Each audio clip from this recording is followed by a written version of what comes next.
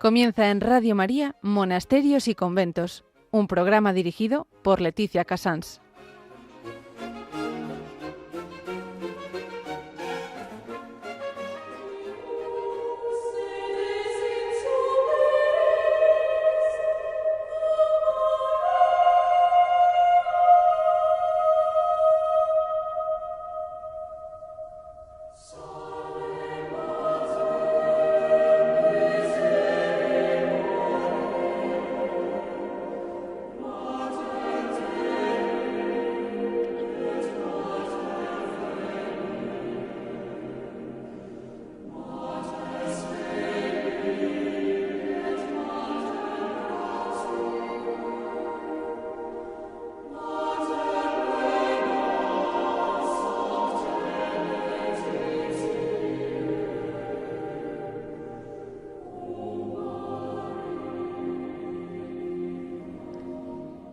Muy buenos días a todos nuestros oyentes. Son las 11, las 10 en Canarias.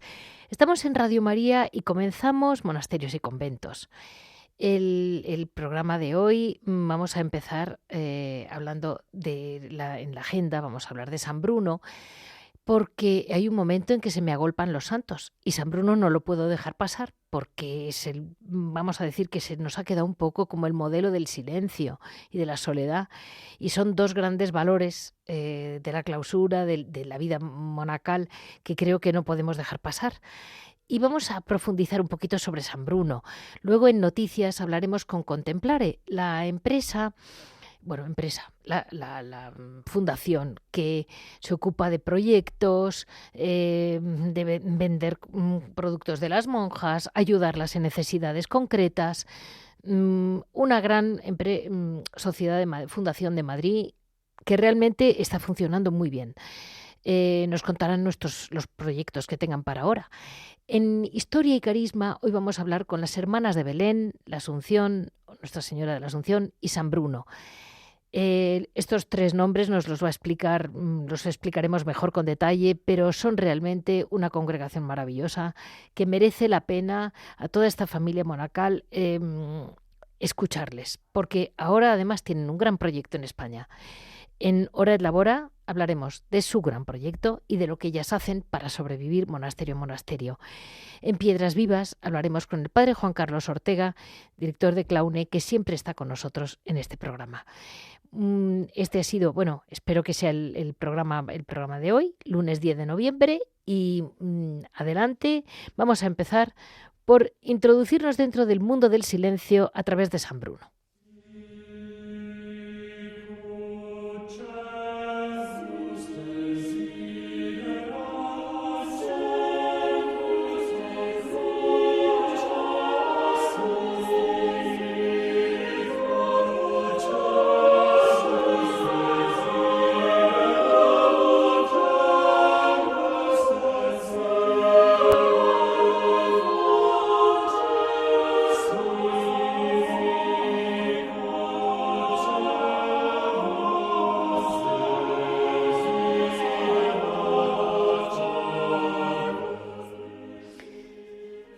Cuando hablamos de San Bruno, sin querer nos viene a la mente la vida de los cartujos.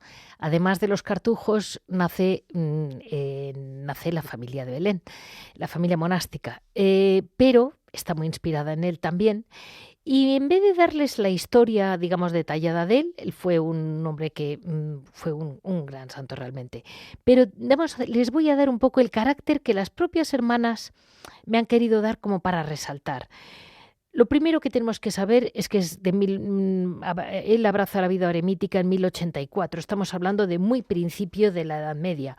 Él pretendía entrar en el monasterio con San Roberto, de Molesmes, el que después hizo la reforma del Císter, y se fue buscando una mayor soledad. Ya estando muy solo, iluminado también por San Hugo, tiene un sueño en el que ve una idea de un paraje inhóspito con 7 estrellas. Las 7 estrellas eran pues 7 monjes. Al final se acaba yendo a lo que ahora se llama la Cartuja, la montaña de la Chartreuse, que es un desierto prácticamente, es una zona muy vacía, las montañas de una zona del sureste, más bien de Francia. Y allí abre pues un monasterio muy humilde, muy pequeño, y tengamos en cuenta 2 cosas muy importantes. Primero, que él era ya un canónigo de Reims, es decir, tenían la vida muy organizada. Hasta los 50 años, o sea que no estamos hablando de una vocación que con 15 años se fue ahí a la montaña romántico y bucólico, no, era un hombre de 50 años ya. Renuncia a un cargo de obispo que le proponen y lo deja todo para irse con 6 compañeros, esos son los 7, para irse a la soledad y funda la Cartuja. Al poco tiempo, cuando ya estaba allí viviendo y estaba pues en la gloria, con perdón, casi, en el 1090 el Papa Urbano, que era antiguo discípulo suyo de Reims, le llama porque le necesita a Roma. Y él, en honor a la obediencia, que siempre tienen grabada a fuego los monjes, lo deja y vuelve a Roma. Entonces se va a Roma a ayudar al Papa. Y cuando está con el Papa, pues la verdad es que lo empieza a pasar muy mal, hasta que llega un momento en que le pide por favor retirarse, porque es que no soportaba la vida con el ruido y el follón que siempre habrá habido en el Vaticano y en Roma. Entonces el Papa se lo permite, pero no quiere que se le vaya muy lejos para poder ir a hablar con él si lo necesita para un consejo. Y entonces le permite irse y encuentran un sitio en el sur de Italia, en el monasterio, lo que luego sería el monasterio de Santa María de la Torre, que está en Calabria, abajo, en el sur. Tiempo después le pide al Papa volver y fue allí donde realmente él convivió con monjes griegos. Eso tiene mucha más importancia de lo que nos parece y nos lo va a explicar muy bien la hermana de Belén, que lo tiene muy estudiado, nos lo va a explicar muy, muy bien. Y el tiempo que estuvo allí, pues la verdad es que dejó pues una semilla impresionante. Hay un punto muy importante, él era un enamorado de la Virgen, se reza el oficio parvo, los cartujos todas las noches lo rezan, y esto también lo tiene la congregación de Belén, un amor a la Virgen, porque es un poco el modelo incomparable de piedad escondida, de piedad silenciosa, de piedad nada llamativa. Es una mujer que cayó y en su silencio es modelo para todos. Esa gran devoción a la Santísima Virgen, que para ellos es muy inspiradora y que yo creo que lo puede ser para todos nosotros. Vamos a dar un paso y, así con una introducción, no olvidemos que las claves de San Bruno fue la soledad y el silencio. Ese silencio que puede ser tan evocador y esa soledad que a veces es tan necesaria. Vamos a hablar con la Fundación Contemplare, sus proyectos y un poco cómo van luego evolucionando estas fundaciones, porque empiezan como una sociedad y no son una sociedad, es mucho más que una sociedad, se convierten casi en una gran familia.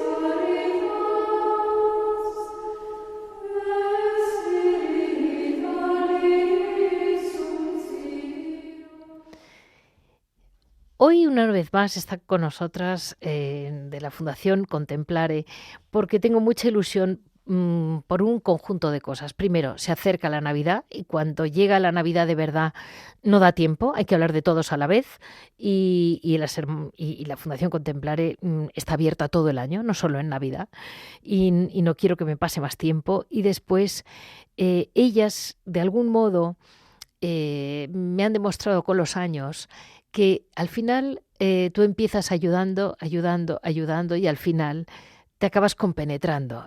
Tienen una gran empatía con las monjas con quien trabajan. Vamos a hablar con su presidenta o su directora, Alejandra Salinas. Muy buenos días, Alejandra. Buenos días, Leticia, ¿cómo estás? Bueno, nos hace mucha ilusión, como siempre, que estéis ahí, con perseverancia, que os van contagiando vuestras monjas, ¿eh? Porque no paráis. Y ahora me comentabais, ¿no?, que tenéis pues un programa, un gran proyecto que se llama Marigenta, y eso me lo vas a contar. Y porque esto les vamos a contar a nuestros oyentes, que todavía no se lo he dicho, que hay una gran fundación en España, además de los camaldulenses, que sí que la conocen, tenemos esta que empiezan las Hermanas de Belén, que son vuestras grandes amigas. Yo las llamo vuestras amigas. Pues sí, son grandes amigas, porque son muchos años y porque valoramos mucho la relación que tenemos con toda la comunidad. Sí. Y bueno, pues la relación con ellas empezó desde nuestra voluntad de acercarnos y decir cómo podemos ayudar, y conociendo su carisma, conociendo su realidad, pues poco a poco empezamos a colaborar con ellas en la venta de sus productos, de sus figuras, que son de inspiración románica y gótica, y que inspiran a muchas personas a rezar. Así que realmente tienen una acogida impresionante en España, pero también nos llama gente desde fuera de España buscando esas figuras. Y ¿no tendrán ustedes una virgen que tiene las manos extendidas y que se le pone al niño encima? Bueno, pues sí que la tenemos, ¿no? Tenemos la suerte de poder hacer llegar esas figuras a muchos sitios. Entonces, pues poco a poco con los años hemos seguido desarrollando nuestra relación, y claro, en ese seguimiento de la relación y de su realidad y de los monasterios en los que estaban, sí, y que luego decidieron que tenían que fundar en un lugar más tranquilo, pues eso le dejaré a la hermana que lo cuente, pero nosotros siempre estuvimos ahí para decir lo que ustedes necesiten. Nosotros les apoyamos y en todo lo que sea necesario, ¿no? Y entonces pues hay este proyecto tienen un terreno que les ha sido cedido. La idea es construir un monasterio con su carisma, que es pues de gran sencillez, construcciones de madera, siempre emulando el estilo románico y gótico, que son pues muy desprovistos de toda floritura, para que cada gesto invite a rezar. Bueno, pues ellos ahora están inmersas en este proyecto de construcción de monasterio, y nosotros lo único que hacemos es ser un vehículo para todas las donaciones que aquellas personas que quieren apoyar para esta construcción, pues nosotros canalizamos sus donaciones a través de nuestra página web, a través de pues el que quiera llamar y hacer una transferencia. Pues nosotros les hacemos llegar todo, porque claro, el desembarco en Huelva pues requiere mucho papeleo y mucho poner en marcha muchas cosas, y nosotros pues decíamos, donde podamos ayudar, pues ahí estamos. Yo les quería comentar a nuestros oyentes aquí que si tienen algún problema con la página web, que me la vas a decir ahora, de Contemplare, que no se alteren, que en este momento, como están tan compenetradas con las propias Hermanas de Belén, todo el mundo tiene las páginas web de construcción o en reconstrucción. La cuestión es que las llamen por teléfono, porque realmente está complicado. Y además es que pasa constantemente. O sea, esto es una cosa que nos pasa a todos, y mucho más, me imagino, que para las hermanas en Huelva, pero también para vosotras, porque a poco que quiere uno tener las cosas muy bien, dan un paso más en electrónica y te han matado. Pero ahí estamos. Pero no quita que no lo olviden, que esto es un proyecto a largo plazo, pero tienen que dormir las hermanas, y vosotras estáis ahí. Y eso es un primer punto. ¿Y cuál es la página de Contemplare? La página es www.fundacioncontemplare.org. Y entonces, Perfecto. para ayudar a las hermanas de Belén, bueno, allí podrán encontrar toda la artesanía que Sí, nosotros vendemos en la tienda, pero luego hay una sección que se llama Colabora, y allí tenemos pues las necesidades urgentes de varios monasterios, y las hermanas de Belén están incluidas allí. Entonces se puede hacer una donación. perfecto. También se puede llamar directamente a la fundación, que hay un teléfono de contacto, averiguar el número de cuenta y se puede hacer una transferencia. Así que Perfecto. nosotros facilitamos ese vehículo para que les llegue a las y así se pueda llevar a cabo este proyecto magnífico de aterrizaje en Marigenta, en este nuevo monasterio. Y luego para los que estén en Madrid, los que estén cercanos a Madrid, la Fundación Contemplare tiene una tienda donde tienen artesanía y muchas más cosas, porque aquello está a rebosar. En la cabaña, lo llamáis La Cabaña, que es muy graciosa, es una tienda, una casita de madera monísima, en Aravaca, que está en las afueras de Madrid, pero con un jardincito y un espacio como muy, muy propio para pedir, para lo que es la fundación, ¿no?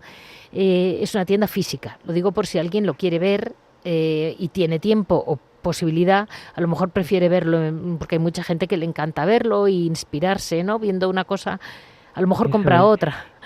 Y además lo que tú llamas la casita realmente es una inspiración de estas construcciones de monasterios modernos, que realmente nos hemos inspirado también en las hermanas de Belén, Sí, porque las ermitas que tienen hoy en día pues son como cabañas de madera, totalmente. con un poco la idea nórdica de que hay dos alturas, y que invita, bueno, pues es una construcción ecológica, es una construcción sencilla, y ahí, bueno, pues llama mucho al silencio y al recogimiento. Entonces, nuestra idea de ser la Fundación Contemplare, de ser una antesala de un monasterio y dar a conocer o recordar la vida contemplativa, bueno, pues pensamos, esto es una idea muy buena, tener allí una cabaña, que la gente llegue ahí y diga, anda, ¿y esto? Pues, bueno, pues tú, si te gusta esto, el monasterio te va a gustar todavía más, ¿no? Entonces tú entras allí, es un jardín, pues Sí, da mucha paz, y luego entras en la tienda y te encuentras todos los tesoros que puedes encontrar en los monasterios. yo les Y ahora, de cara a la comento, Navidad, a nuestros mm, oyentes les comento que yo que exijo, porque tengo la suerte de haber conocido muchos monasterios y tampoco crea que cualquier cosa me divierte moderna, y sin embargo cuando estuve allí, alguna vez que he estado allí, y cuando paso por Aravaca, si tengo tiempo, entro un ratito y realmente da recogimiento. Siendo un edificio sin pretensiones, como tú has dicho muy bien, como son ahora un poco los monasterios, toda la razón. eso es.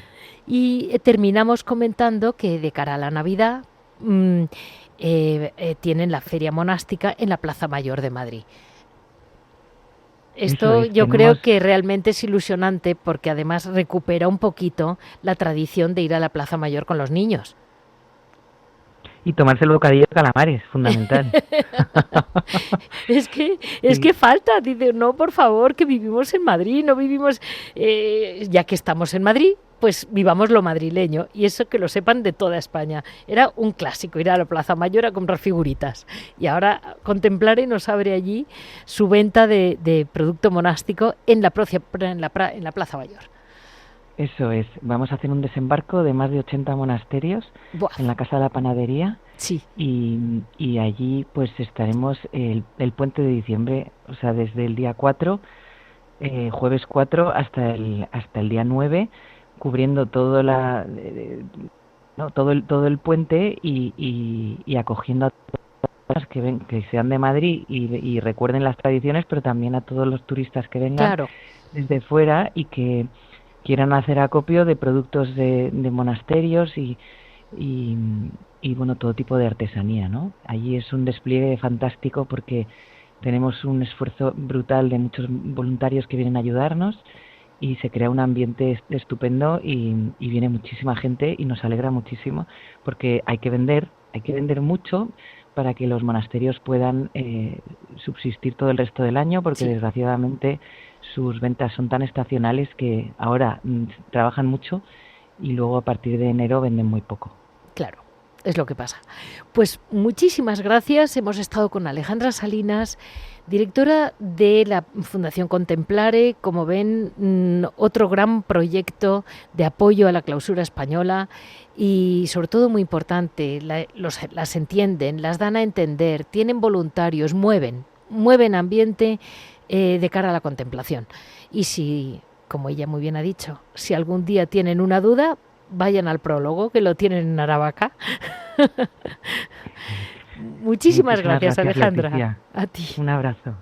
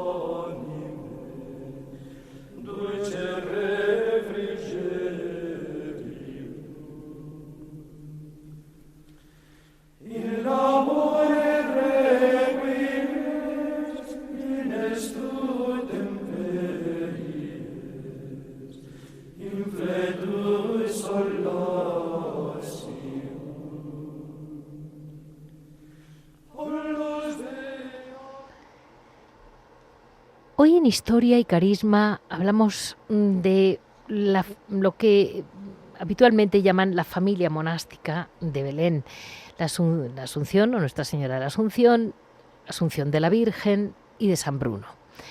La familia de Belén nació, la verdad es que todo es muy simbólico, cada detalle, no dan puntadas sin hilo, cada detalle tiene su sentido. Se lo comento muy por encima porque yo creo que con la madre vamos a entenderlo mucho mejor. La familia, le digo los datos básicos. La familia monástica de Belén nace el día de la Asunción de la Virgen, el 1 de noviembre de 1950, en la plaza de San Pedro de Roma, cuando Pío XII proclama el dogma de la Asunción.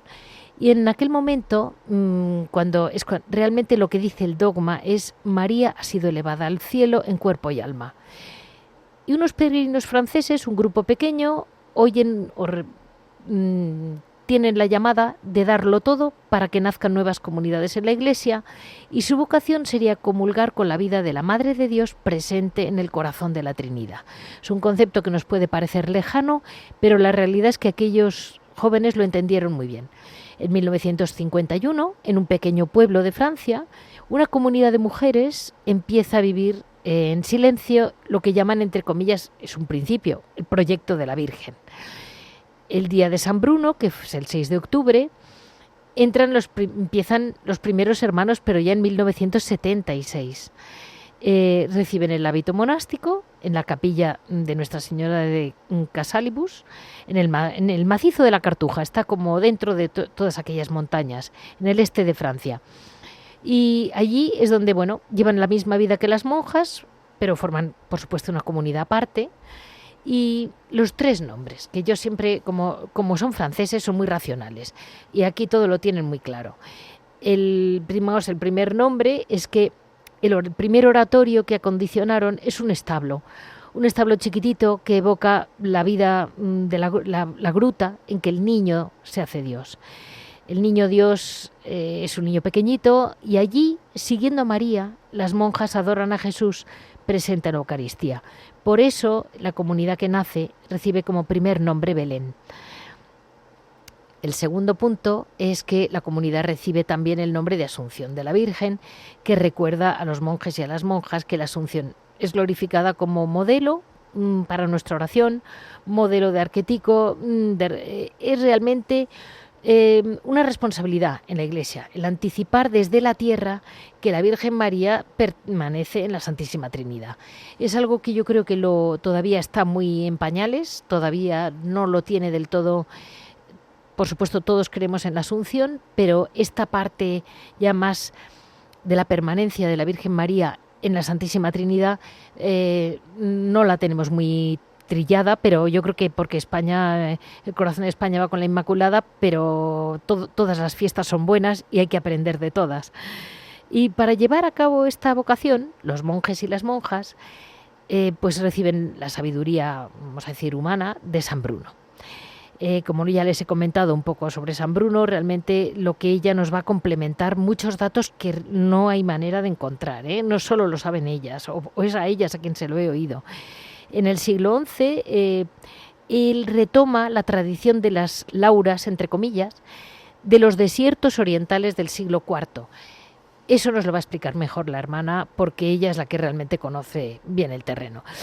Después hay como las etapas de la vida, ¿no? Pues la primera etapa de la familia monástica es lo que llaman ellas la escuela de vida, que es un tiempo en que se aprende a conocer a la persona y la vida de Jesús, escrutando el Evangelio, línea a línea. Es ese por Él, con Él y en Él que decimos en misa. A la persona del Padre se desvela poco a poco, así como el Espíritu Santo poco a poco se va descubriendo, entre comillas, ¿no? Esa es su primera escuela de vida. También es una experiencia, porque para muchas de ellas es una primera experiencia monástica, saber lo que es, ¿no?, la vida monástica. Un segundo paso ya es cuando celebran la toma de hábito y es el postulantado. Es un tiempo de discernimiento, de formación espiritual y doctrinal, durante el cual el joven monje o la joven monja se convierten en una piedra viva de la comunidad. Responsable de todo lo que vaya ocurriendo, de la liturgia del corazón, lo llaman ellas, que es muy profunda, en el caso de las hermanas de Belén es muy profunda. Se va dando poco a poco una ayuda espiritual necesaria para el crecimiento del postulante. Luego les sigue el tiempo del noviciado, en esa primera profesión, y van dejando ese esplendor de la gracia de Cristo obediente, casto, pobre, y un conjunto de la formación que se ofrece a través de la catequesis, lecturas, estudios. Van teniendo más acompañamiento espiritual y dispone su corazón a un trabajo secreto del Espíritu Santo. Como ven, es un modo de vida monacal muy parecida a lo que podemos leer en los primeros padres. Es muy parecida a la vida eremítica. Es más próxima a la vida eremítica, a la vida de Oriente Medio, a los primeros padres del desierto, que quizás a la vida que vemos más habitualmente hoy en día en la clausura en los monasterios de Occidente.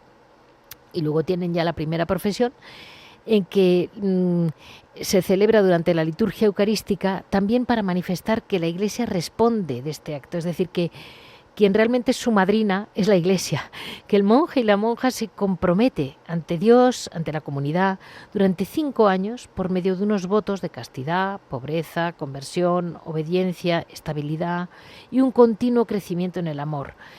La familia y los invitados a participar viven esta consagración, realmente es un poco el culmen, y después de unos años, no tengo los datos, pero un tiempo supongo, se celebra en soledad la profesión perpetua, que es en la que el monje o la monja ya pues se comprometen definitivamente, de manera irrevocable, hasta la muerte.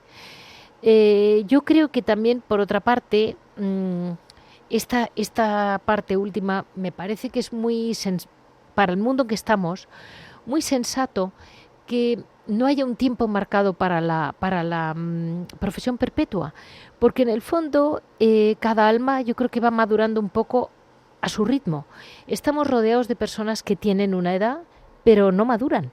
Con perdón, esto es un comentario que no tiene nada que ver con las monjas, pero es verdad que nos está costando que nuestros hijos maduren, nos está costando que la gente joven llegue un momento cuando leemos, por ejemplo, con 15 años Santa Teresita se fue al convento, con 17 ya es que era una mujer de pies a la cabeza. Y dices, es que hoy en día nuestros hijos de 17 años son un poco niños. Y yo creo que ahí tenemos un punto muy adaptado a la realidad de la sociedad actual. Pero lo vamos a hablar de todo con la madre. Estamos hablando con la hermana Sol Miriam. que estamos ante un gran proyecto que ya nos ha insinuado la Fundación Contemplare y que terminaremos después. Ahora vamos adelante con quiénes son las hermanas de Belén. Muy buenos días, hermana Sol Miriam. Buenos días, Leticia. Pues mire, yo no sé si lo he explicado al 100 como ustedes lo explicarían. Yo he hecho lo que he podido es una historia fascinante, la suya. Bueno, yo solo con escuchar lo que ha dicho ya me entran ganas de entrar en el monasterio y empezar una vida monástica. Muchísimas gracias. Yo nunca había escuchado a alguien del exterior hablar así de nosotras. Es que realmente creo que paso a paso usted me convenció también mucho, ¿eh? Mire, les voy a hacer directamente unas preguntas porque usted me lo explica muy bien. Llegan a España hace unos 40 años. Esto a mí me llamó la atención porque son los 40 años de Moisés dando vueltas. Exactamente.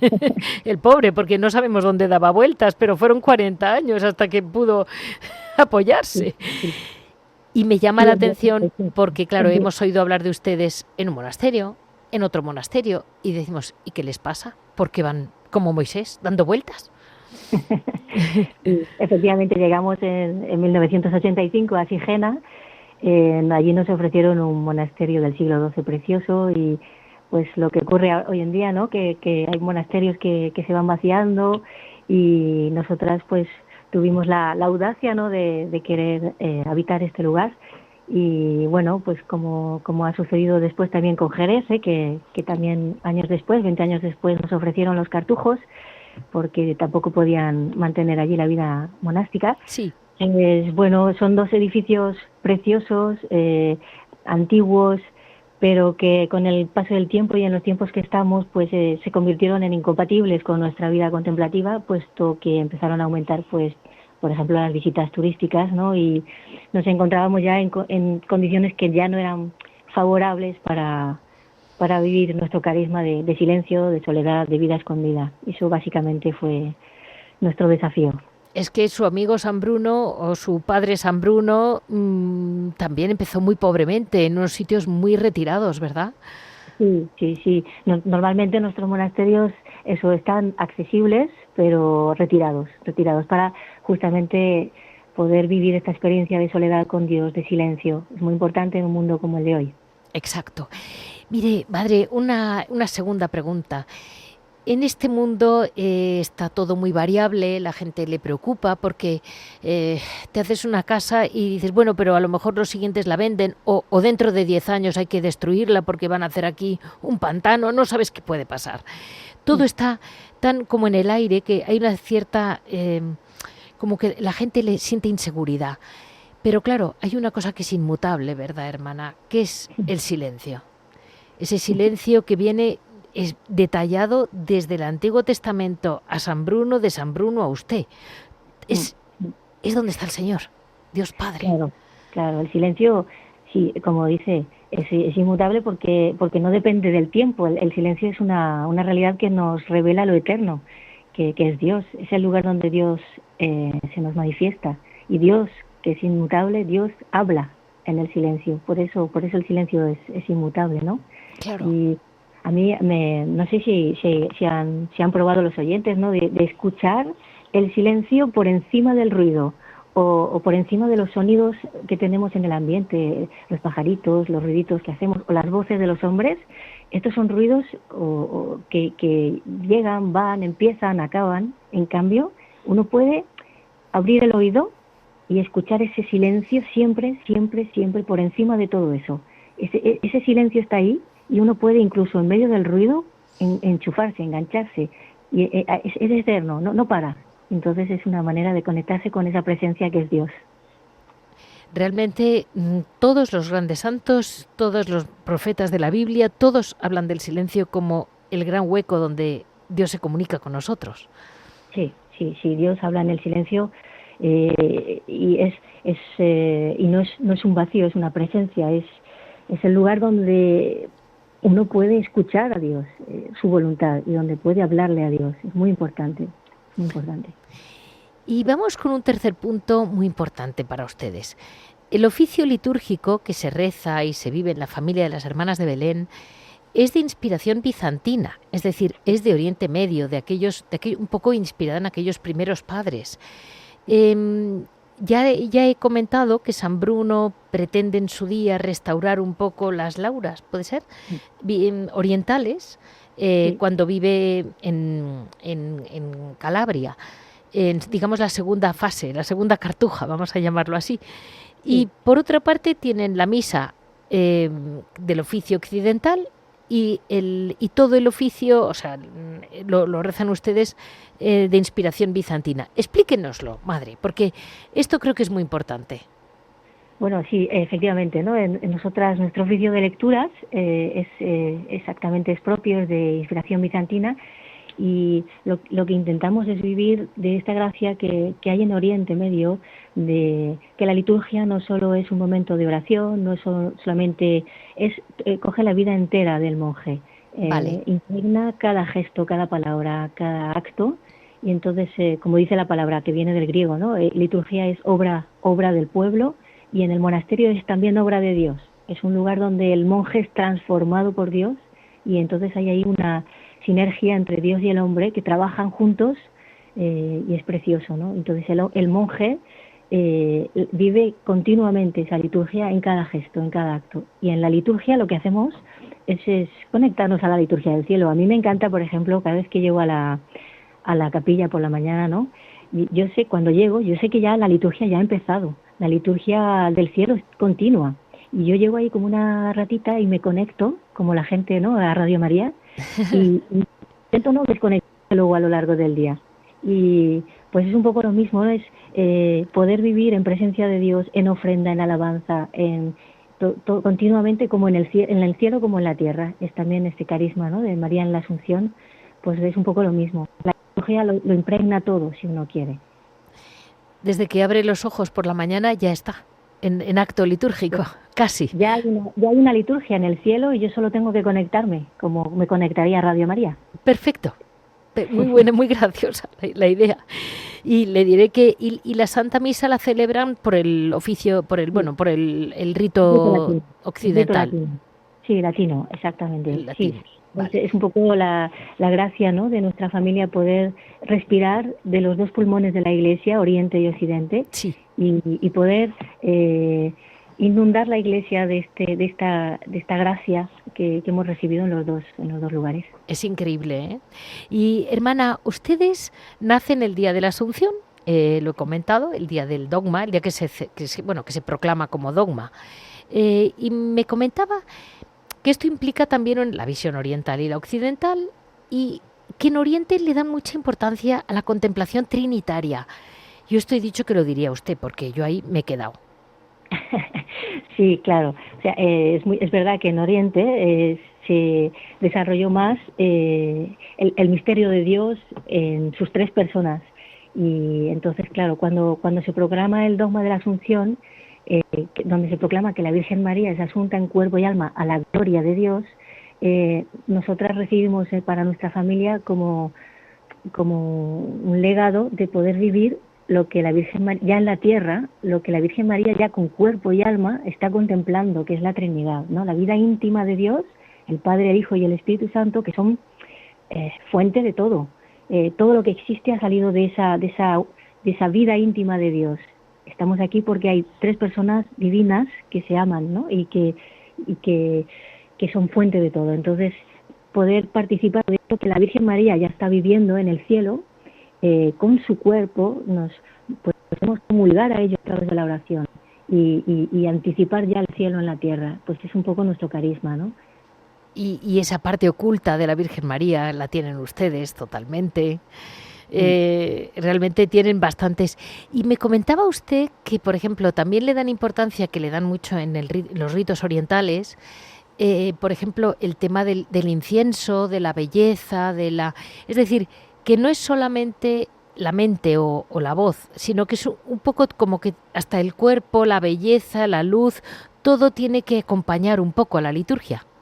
Claro, si la liturgia es algo que es más bien un estado en el que uno vive, no solo es una parte de mi ser, sino es todo mi ser. Entonces el cuerpo participa de la liturgia, ¿no? Los sentidos, el olfato, todo participa. Entonces, una liturgia oriental tiene esta riqueza en la que hay gestos, metanías, que se llaman prosternaciones, Sí. hay incienso que nos recuerda, mucho incienso, ¿no? Que nos recuerda esa oración que se eleva hacia Dios, Sí. que es nuestra oración que con el humo se eleva hacia Dios. Entonces, hay muchos gestos que uno participa de una manera existencial y no solamente pues intelectual, ¿no? Diríamos.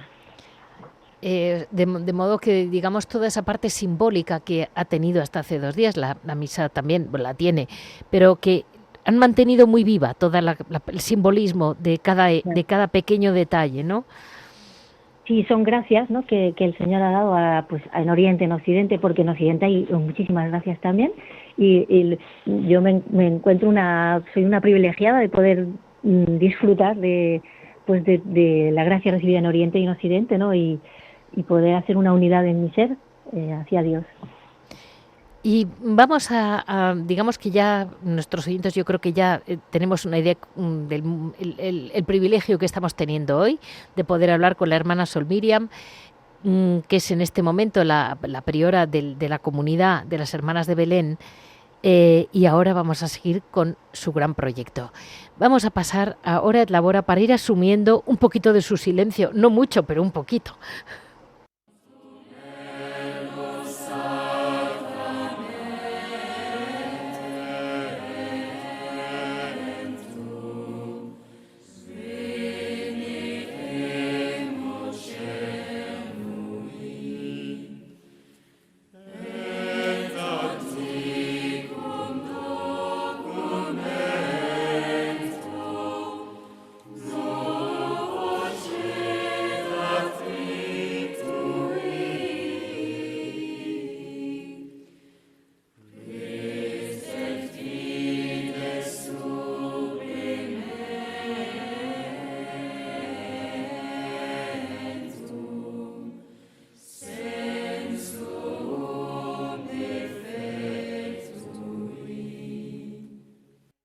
Seguimos con la comunidad de nuestras hermanas de Belén y tenemos que decir 2 grandes cosas. Lo primero, las hermanas de Belén están fundando un nuevo monasterio en Huelva, en un lugar sencillo, humilde, una donación.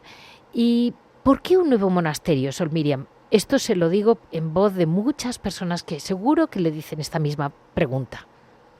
Sí, claro. Bueno, claro, cuando hace apenas un año anunciamos que nos íbamos del monasterio de Jerez, que era el único que nos quedaba en España, sí, pues nos quedamos muy sorprendidas, ¿no?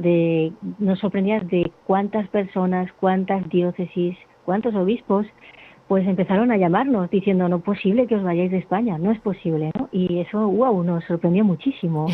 Y aparte de que somos ya pues unas 60 hermanas españolas en nuestra familia monástica, y bueno, todos los vínculos que se crearon en el monasterio de Sigena, que aún siguen súper vivos, y los vínculos en el monasterio de Jerez, que no puedo ya ni contar lo que nos están ayudando desde allí a nuestra fundación, ¿no? En Huelva. Pues todo esto, ¿no? Hizo que dijéramos, pues no, es una llamada de Dios nos llama a continuar en España, así que pues hicimos un discernimiento y fuimos a buscar el lugar donde el Dios nos estaba esperando en España. Entendido. Y el motivo de uno nuevo es porque, se lo comento yo, que la hermana no creo que es lo suyo, ellas lo han intentado 2 veces en grandes monasterios españoles, pero al final, como son edificios muy combinados, con mucha dependencia del Estado, dependencias turísticas, pues claro, para una vida realmente humilde, retirada, en soledad, en silencio, pues al final, como ella muy bien ha dicho, es que no es posible, no es que no la quieran, es que se les hace imposible. Y a partir de ahí, lo último, no tenemos más que unos minutos, hermana, pero lo último le quería preguntar es, ¿ustedes qué venden de artesanía? Porque sé que viven de la artesanía.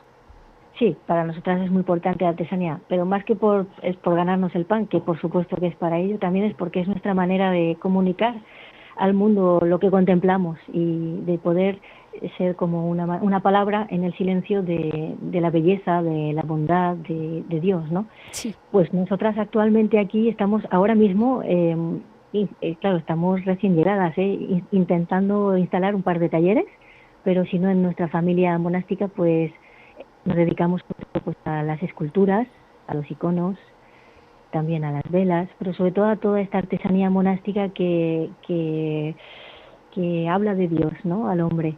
Vale, Y aquí, pues, aquí vamos a hacer algo más sencillito por el momento, que solo somos 4. vale. ¿Y cómo ha sido la acogida en Huelva? Bueno, espectacular. Una familia. La palabra que me viene es una familia que nos acoge con los brazos abiertos. No solo la diócesis, el obispo, sino los pueblecitos que nos rodean, las personas, los pobres, los ricos, todos, todos. Y es conmovedor, muy conmovedor. Pues muchísimas gracias, hermana Sol Miriam, por estar con nosotros en Radio María, que su voz llegue hoy a muchas voces de España y que realmente este precioso carisma no se nos vaya de España y sigan adelante con su nueva casita, que es un palacio para la Iglesia. Mucho más que un palacio. Muchas gracias, de verdad. Gracias por vuestro apoyo y rezamos por vosotros. Gracias.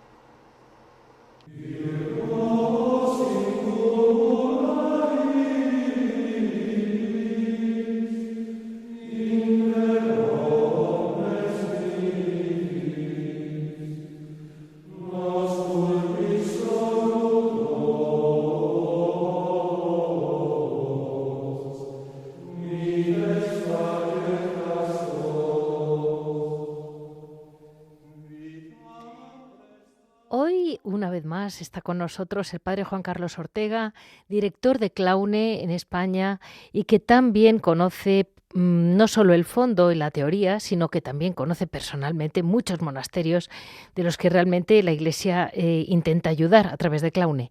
Vamos a hablar con él y vamos a seguir el recorrido que él nos está dando. Muy buenos días, padre Juan Carlos. Buenos días, Leticia, buenos días. Mire, vamos a ver, en los últimos programas hemos hablado de la contemplación como algo esencial de la vida contemplativa, pero claro, esto nos lleva a pensar, contemplar, pues hoy en día es muy pantanosa la palabra porque la gente contempla por los montes. Y cuando se habla de conventos y monasterios, se habla de la gran reja de la clausura. Y díganos, ¿cuál es la gran diferencia? O sea, ¿qué es una monja? ¿Por qué las llamamos monjas de clausura exclusivamente? ¿O qué es la clausura? Bien, o sea, la clausura es el espacio externo, bien, el Sí. ámbito externo que va a facilitar la contemplación. Vale. Claro, una imagen, un ejemplo que nos pueda ayudar. Todo está referente a la salud. Una cosa es el centro de salud, donde nada más se tienen las citas médicas, otra cosa es un hospital, donde hay habitaciones, donde hay quirófanos, otra cosa es un hospital especializado como por ejemplo parapléjicos, Sí. entonces tienen que tener gimnasios, tienen que tener... Entonces, bueno, cada necesidad, cada finalidad de una realidad necesita espacios concretos. Entonces, la clausura es el espacio externo que se necesita para poder facilitar, para poder ayudar a que estos hombres y mujeres vivan esa vida contemplativa. La contemplación es la finalidad y la clausura es el ámbito externo que facilita esta finalidad. Eso es la clausura. Entendido. Y la clausura es un lugar externo apropiado para esta finalidad. ¿Y cuál es la misión que busca facilitar? O sea, ¿qué pretende? Porque yo recuerdo esos escritos de Santa Teresita de Lisieux que decía que la clausura era una liberación. Y mi hija de pequeñita, muy pequeñita, me decía, tengo unas ganas de ir a liberarme a la clausura de Ávila. Y yo decía, Dios mío, espero que Dios la entienda. Yo no entiendo mucho, pero me alegro muchísimo. Y de algún modo, ¿qué es la clausura? Sí, bueno, lo habíamos dicho. Sí. Bueno, que bueno, ya lo hemos hablado al comentar la contemplación, pero es bueno también tenerlo presente. Es decir, la clausura sí es ese aspecto externo que facilita, pero ¿qué es lo que tiene que facilitar? Pues un centro de salud facilita que haya oficinas, que haya cubículos para los médicos y atender a los pacientes, y no más. Bueno, ¿qué es lo que facilita la clausura? ¿Qué es lo propio de la vida contemplativa? Es crear un ambiente de silencio, es decir, que la parte externa, que el ruido externo, que las actividades externas del mundo, pues no influya y no impida la contemplación. es quizás por eso que tu hija te decía, pues voy ahí, ¿por qué? Porque me voy un poquito a liberar de tanto ruido, de tantas cosas que hay un poco, y necesito un poco de descanso, ¿no? Entonces la primera cosa es lograr ese ambiente de silencio, que es evitar los ruidos externos, las actividades externas. Luego está el recogimiento.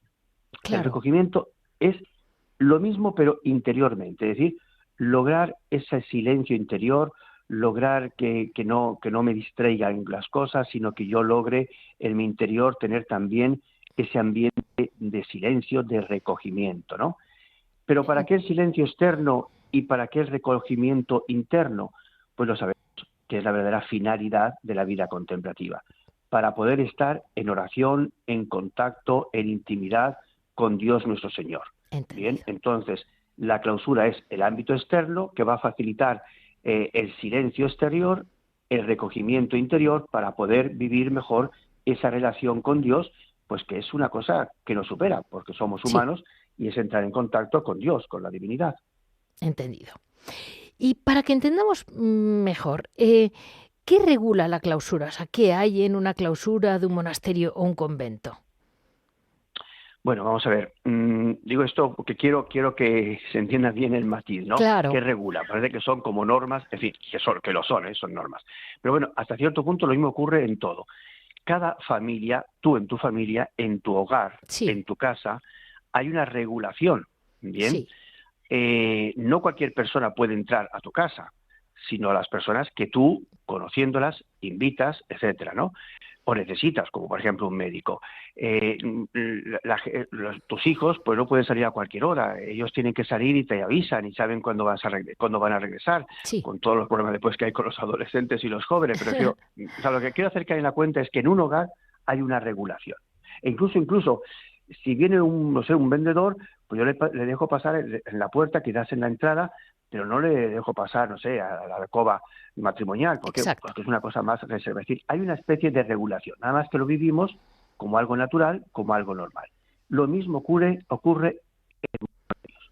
Hay una regulación que hasta cierto punto es normal, bien, aunque es verdad, aplicado a esa finalidad que se busca, que es la relación con Dios. ¿Qué es lo que regula? Pues espacios y lugares. Bien, obvio, pues cosas que son las celdas, pues son muy personales de cada una de las monjas, entonces, y de los monjes, entonces eso es una cosa reservada, incluso el comedor, porque es un ambiente de distensión en un momento dado, entonces, bueno, hay cosas que, a no ser que sea un huésped especial, pues está reservado el comedor, está reservado el lugar donde ellas tienen su recreación, su descanso, es decir, hay espacios que son exclusivos para las monjas. Y luego también regula los ingresos y las salidas, como pasa en una familia. Bien, ¿quién puede entrar? Ya lo haremos en otro momento más concreto, quizás en el próximo programa, quiénes pueden entrar, quiénes nos pueden entrar, pero simplemente eso se regula. Bueno, somos un hogar, este es nuestro hogar, esta persona, pues si lo necesitamos, pues entra, un médico, etcétera. Entonces regula las salidas y las entradas de los monasterios. ¿Bien? Y por último, pues también regula ciertas actividades que de un modo u otro están ofrecidas al pueblo. Bien, por ejemplo, la liturgia, pues es obvio que hay una misa, pues es también para todo el pueblo. Entonces se regula los espacios, los lugares donde están las monjas, como hay una regulación donde el sacerdote está en el presbiterio y la gente está en la nave, ¿no? Bueno, pues lo mismo también en estos lugares. O, por ejemplo, cuando hay una hospedería, bueno, pues se regula hasta dónde pueden participar las personas que están hospedadas, que utilizan, etcétera. Entonces son esos tres ámbitos lo que regula la clausura. Ya en programas posteriores iremos explicando con más detalle. Lo repito, los espacios y lugares del monasterio, quién entra y quién sale, bien, y algunas actividades como puede ser la liturgia y las hospederías cuando existen estas cosas. Pues ahí nos quedamos, que vamos aprendiendo de lo que no vemos, pero nos lo imaginamos. Muchísimas gracias, Padre Juan Carlos, porque nosotros, yo no tengo acceso, por ser mujer menos, a ningún monasterio, ni soy jardinero, ni soy sacerdote, ni soy obispo, con lo cual no pinto nada, pero de una reja me dejan mirar. Muy bien, pues ya hablaremos precisamente de esto, de los sacerdotes, cómo se regula estas entradas dentro de los monasterios en los programas posteriores. Justo, muchas gracias. Muy bien, pues muchas gracias, Leticia, por todo lo que haces por los monasterios y los conventos. Muchas gracias, Padre Juan Carlos, a usted siempre. Hemos hablado con el Padre Juan Carlos Ortega, director de Claune, que siempre está con nosotros, siempre que puede, y le pillamos siempre un momento, está con nosotros en monasterios y conventos para irnos dando una explicación que realmente nos hace falta sobre ir aclarando qué es exactamente toda la vida contemplativa. Este ha sido el programa de hoy, en este mediado de noviembre, que es un mes que realmente siempre es bueno mantener el silencio, porque nos viene encima la fiesta del nacimiento del Hijo de Dios. Vamos a hablar guiados por San Bruno en Agenda. Después hemos podido hablar de la Fundación Contemplare, que en sus proyectos próximos y de su relación con las Hermanas de Belén. En Historia y Carisma y en Hora et Labora, es decir, los dos, hemos podido hablar de las Hermanas de Belén, la Asunción de la Virgen y San Bruno, con la hermana Sol Miriam, que acaban de abrir un pequeño monasterio en Huelva, pero que es una comunidad que ya viene de más monasterios, más de 40 años en España. En Piedras Vivas hemos hablado con el padre Juan Carlos Ortega, que nos sigue recordando la parte dogmática, doctrinal, de lo que realmente es la vida contemplativa. Le agradezco muchísimo a Rocío, que está aquí conmigo, de mis primeras grandes compañeras de Radio María. Ya saben que para cualquier duda pueden escribirnos y comunicarnos en monasteriosyconventos@radiomaria.es. monasteriosyconventos@radiomaria.es. Si desean escuchar el programa en la radio, en la página www.radiomaria.es, tienen disponibles los podcasts como Monasterios y Conventos. Muchas gracias a todos ustedes y muy especialmente a las personas que me escriben, que me parece que tengo varios correos que contestar de agradecimiento, porque los podcasts pues veo que están empezando a llegar al fin del mundo. Muchas gracias a todos ustedes.